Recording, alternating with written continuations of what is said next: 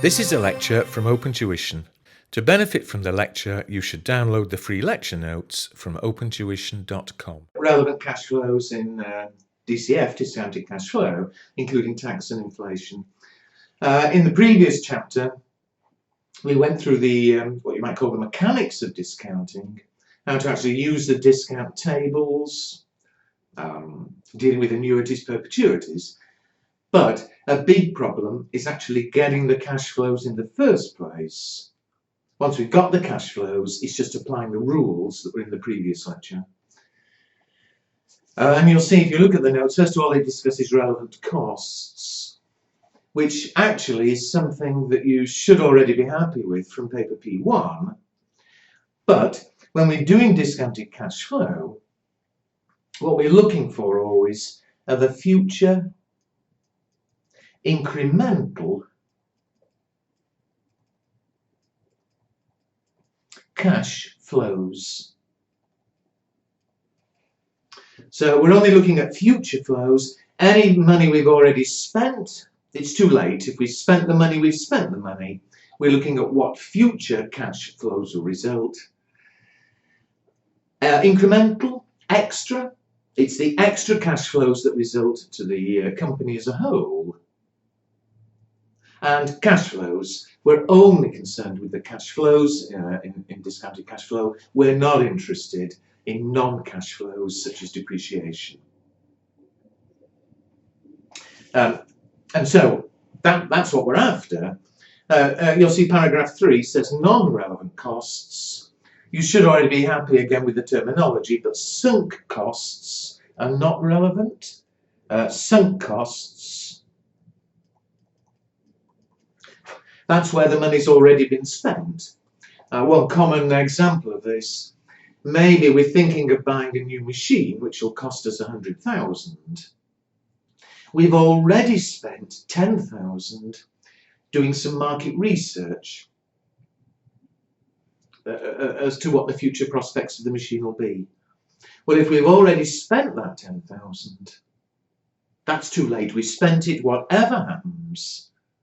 What we're concerned with is it worth spending another 100,000 to actually buy the machine? The 10,000 we'd ignore. It's a sunk cost. We've already spent it. Committed costs, as it says there, costs that will be incurred whatever decision we make, are not relevant. An example of this, maybe our business, we already have fixed costs. We have rent, for instance, of 100,000 a year. We're doing, considering buying this new machine. Well, if the new machine increases the rent for any reason, then the extra is relevant, it's incremental. But if there's no increase in the total rent payable, if we're paying the rent anyway, it's not relevant when we come to decide on whether or not to do this new machine. Book values, historic costs, completely irrelevant. We're only interested in actual cash flows. It doesn't matter what we originally paid for things or what they stand at in the statement of financial position, the balance sheet. Non-monetary costs, I've already said, we're not interested in. We're only interested in cash flows. So again, things like depreciation, irrelevant. And finance costs, any interest paid is always irrelevant when looking at the cash flows. Because, and it's something I'll mention again later, the discounting itself is accounting for the interest. That's why we're discounting in the first place. So, although we will be paying interest, obviously, we're not interested when we come to look at the cash flows arising from buying this machine. And so, exercise 1 is really very much a repeat of what you should have done for paper P1. Just looking at examples of how we might arrive at the relevant costs. If you have a look with me quickly, it says a research project which to date has cost the company 150,000, is currently under review. If we do allow it to proceed, we'll complete in about a year and we'll sell the results for 300,000. So if we go ahead, we'll get revenue of 300. There's then a list of all the costs that are going to be incurred if we go ahead. We'll read them one by one shortly. But it says at the bottom, advise the managing director as to whether or not the project should be allowed to proceed, explaining your reasons for the treatment of each item. So essentially, we're going to look at what cash costs, what future cash costs there'll be if we do this machine. We know we're going to earn 300,000 from it. And so our decision, if it's costing more than 300,000, we'll be losing money, we won't do it. If it's more than 300,000, if it's less than 300,000 rather, the cost, then we will do it. And this one specifically says ignore the time value of money. So as you'll see later, usually we're looking at cash flows over a period, 4 years, 5 years, whatever, and we will discount as we did in the last chapter. And we will do in later exercises in this, in chapter 13.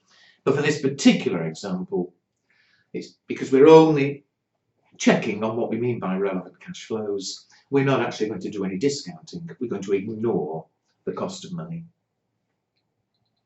And so let's have a rundown.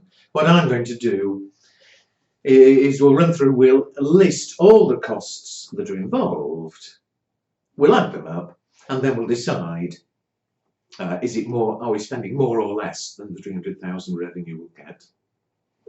So let's go from the top. First line, a research project which has already cost the company 150,000 is currently under review. Well, that's not relevant. We've spent 150,000, and as I've already said, I think twice, we've spent that money whether we go ahead or we don't go ahead. And all we're concerned about is what extra money would we need to spend, and whether that's more or less than the 300,000 we'll earn. So the 150 is a sunk cost, a past cost, it's not relevant. Further down, shown below the additional expenses which you'll estimate will be necessary. Well, let's go through them one by one. First of all, materials. The materials required have just been purchased at a cost of 60,000. They're toxic, and if they're not used in the project, we must dispose of them at a cost of 5,000. Now this is a rather unusual one. Check the wording carefully with me. The materials, we've already purchased them. So again, it's a sunk cost. We've spent that 60,000 whether or not I do the project. So the 60,000 itself is irrelevant. However, they are toxic, and if we don't use them in the project, we'll dispose of them at a cost of 5,000. Now, what makes this a funny one? If we do the project, fine, we'll use the materials. We don't have to spend anything. We've already paid for them. And if we use them in the project, we're not going to dispose of them. But if we don't do the project, if they're not used, we have to dispose of them, and it'll cost us 5,000. So if we don't do the project, we'll have to spend 5,000 getting rid of the materials. If we do the project, we won't have to spend the 5,000. So doing the project will save us 5,000. And that's what makes it odd. Actually, I'm listing all the costs involved, but in fact, using these materials won't cost us anything. It'll save us money. It's like a negative cost. We've got the saved disposal costs. 5,000. I'm showing it as negative because it's a negative cost. We're saving money. Again, doing the project will spend nothing. We just use these materials. Not doing it, we'd have to spend 5,000 to remove them. But it's a saving. Next one, labour. Quite a bit to read here. Skilled labour is hard to recruit. The workers concerned have been transferred to this project from a production department, and the production manager claims that if the men were returned to him, they could generate sales of 150,000 next year.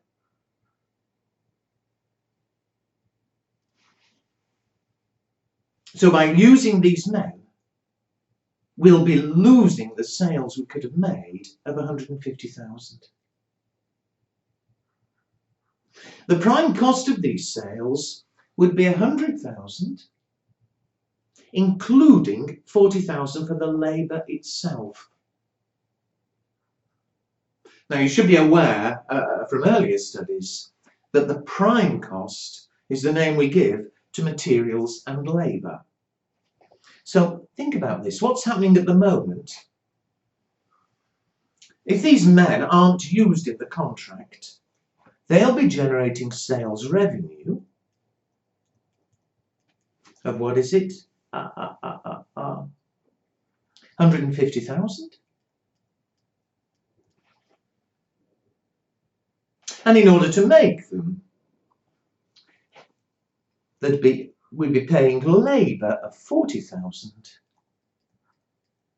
And we'd be paying materials. Well, it says the prime cost would be 100, including 40 for labour. So the materials must be the remaining 60. So if we don't do the contract, that's what will be happening. We'll be earning 150 revenue. We'll be paying 40. We'll be paying 60. What's going to happen if we do the contract? Well, if we do the contract, we're going to lose that revenue. Doing the contract, we'll still be paying the labour. They're paid 40,000, and we'll be paying them the same whether they work on the contract or whether they go back to the other work.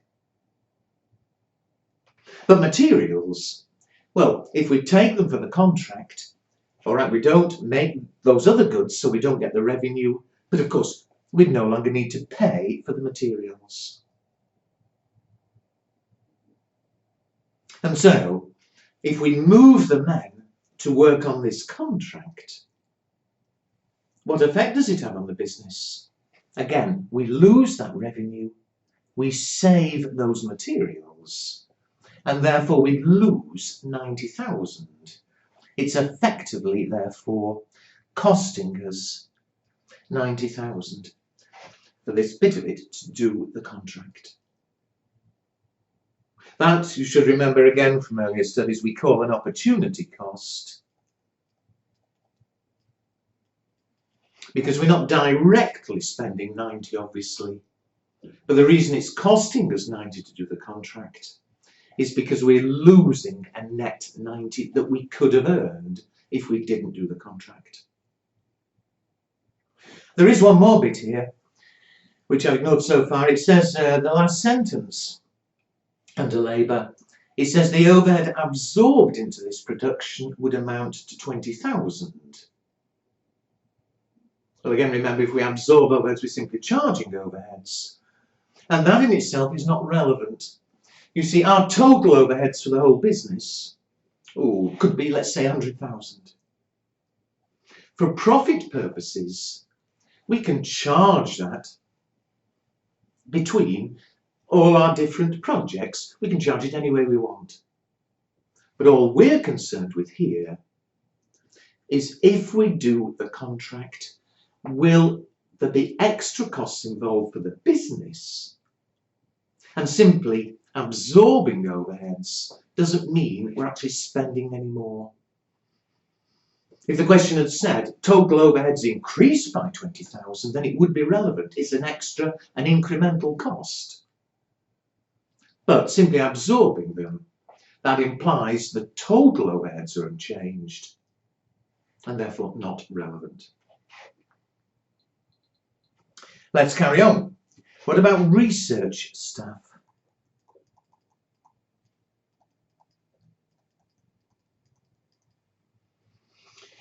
What does it say here? It's already been decided that when work on this project ceases, we will close our research department. Research wages for the year are 60,000. Let's stop there for a moment. The wages will be 60,000, and remember, it did say at the very top, the second line of the question, the project, if it goes ahead, will be completed in 1 year's time. Well, I think this is an easy one. The wages, surely. If we stop now, we won't pay them any more wages. If we do go ahead, we'll have to pay them wages for the year of 60,000. And therefore, there is an extra cost of going ahead. In addition, there's redundancy and severance pay. Remember, we're going to cease close the research department. If we close it now, we'll have to pay them 15,000 severance pay. But if we go ahead, in which case we don't close it until a year's time, we'll have to pay them 35. Well, again, we're interested in the extra cost of going ahead with the contract. And so the relevant cost is the extra redundancy pay. We're paying 15 if we went now, but it's 35 if we go in a year. So to continue, it'll cost us an extra 20,000. Next one, equipment. The project uses a special microscope which cost 18,000 3 years ago. Irrelevant. We've already spent that money. It was 3 years ago. We've spent that 18, whether we continue or we don't. It's got a residual value of 3,000 in another 2 years. Well, not relevant. We're not going to carry on for 2 years. We either stop now or we do the contract and it takes 1 year, we finish in a year. It's got a current disposal value of 8,000. And if used in the project, it's estimated that its value in a year's time will only be 6,000.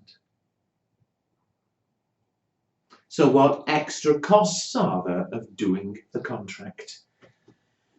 If we don't do the contract, we'll sell now and we'll receive 8,000. If we do the project, we won't sell now, we'll sell in a year's time, but we'll only get 6,000. And so doing the contract is losing us that difference of 2,000. It's either 8,000 now, if we don't go ahead, 6,000 in a year if we do go ahead. It's costing us the difference of 2,000. So what is it? The equipment.